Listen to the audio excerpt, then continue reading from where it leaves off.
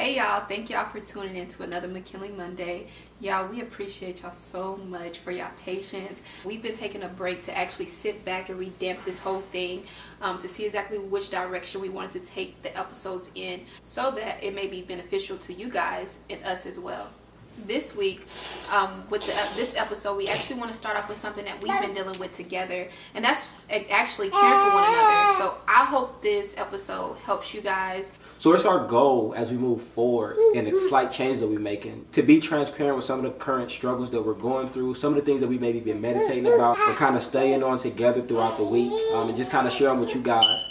And our prayers that it encourages you, our transparency encourages you, and it also glorifies God. So I know we've been having like a lot of conversations off and on throughout the week about how to properly care for me, or like actually what that looks like. So what actually sparked your interest in like caring for me better? So it actually started when you kind of brought up some concerns in our marriage and how I was paying attention to a couple challenges that you were having. One being with Chloe and trying to watch her while trying to be pregnant. Well, not trying to be pregnant, you are pregnant. But watch her while being pregnant at the same time and kind of asking for that help. And me kind of feeling like I was helping. Like maybe I spent an hour and a half, 2 hours with Chloe. But instead of me trying to make an excuse of what I'm already doing, trying to deny myself and see how I can help you even more to the glory of God. If it's not, if it's something I can do. Like if I can put forth more effort, then I felt, man, I need to put forth more effort. So I think that's kind of what sparked the interest in caring for you well, realizing because of the concerns that I was not caring for you well, and seeing that it's biblical to care for you not only spiritually but physically as well.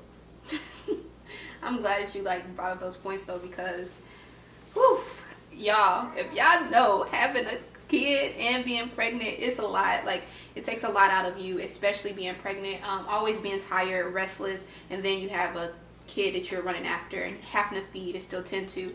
So I am happy that you did like step up and help me in that area, because it was much needed. But what was the struggle like? What was the thoughts between like why did you feel like it's a struggle to help her care for me as much?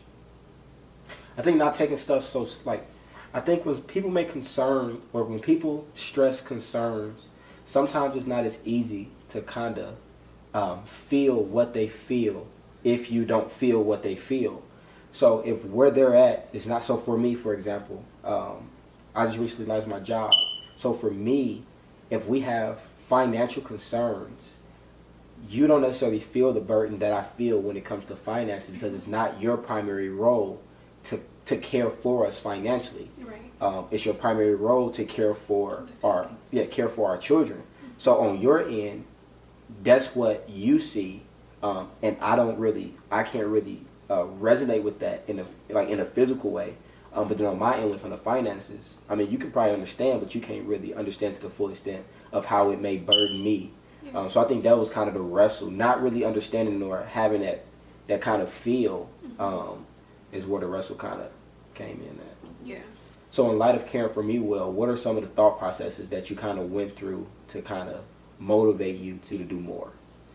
Actually, with me caring for you well, even I think a lot of things motivates me to care for you well, because I do know that you're the provider, and like you said, you do have a lot on your mind as far as providing for us, financially, spiritually, physically. Like you're here to provide for us, and so keeping that at the forefront of my mind when I do bring different situations to you, like even with this situation with Chloe and saying, oh, I need help with Chloe, like my first thought is, okay, so what is Tayshawn going through, or what is he dealing with? Why is it that I feel like I need help? You know, why do I feel like I need Tayshawn's help right now, in a sense?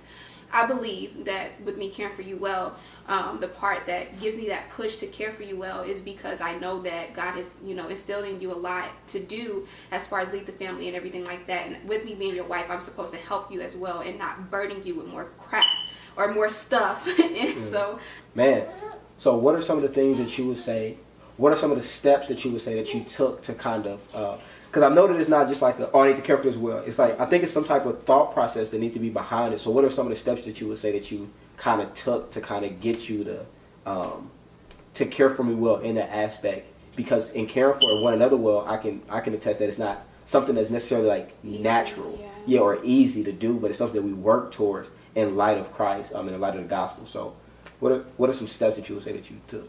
I believe that one of the biggest steps that I took with caring for you was understanding the gospel and dying to myself.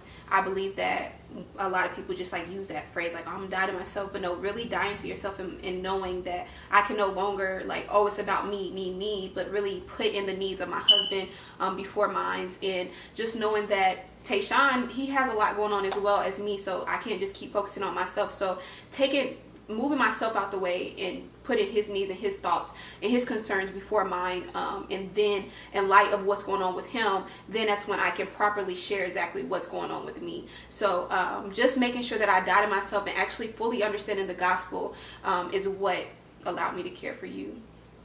Yeah. And so what would you, like in light of caring for me, what would you say that you did? What I kind of sat down and kind of assessed the complaint. Like, all right, so realizing that I'm not always right. All right, so even if I have a different opinion, it doesn't mean that my opinion is right. And even if my opinion is right, there's still some sharpening. There's something that I could like change or do well, or kind of, I don't know. It's always a step better. So I feel like one thing was kind of taking a step back. Like, so what is she complaining about, or what is she challenging me about in a genuine way? What is the challenge, and how can I address the challenge? How can I take on that challenge? So one of the things like that the challenge was taking care of Chloe to allow you to get more rest throughout the day since she's up all night. So seeing how can I. And the second thing is kind of part of what you said, seeing how I can help you in light of the gospel. And one thing that I kind of recognize myself, and I think a lot of us do, is I felt like I was caring for you spiritually caring for you well, and neglecting the physical. And the gospel doesn't give us that type of picture. And that's one of the things that really hit me. The gospel don't give us this picture of, oh, I can care for you spiritually and not care for you physically. Neither do it give us the picture of caring for someone physically and not spiritually. So trying to exemplify the gospel in a way that I shine light on both physical and spiritual.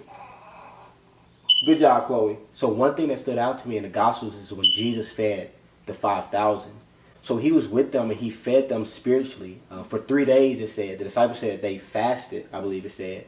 And in that, they tried to send the 5,000 away because they felt like they didn't have enough food.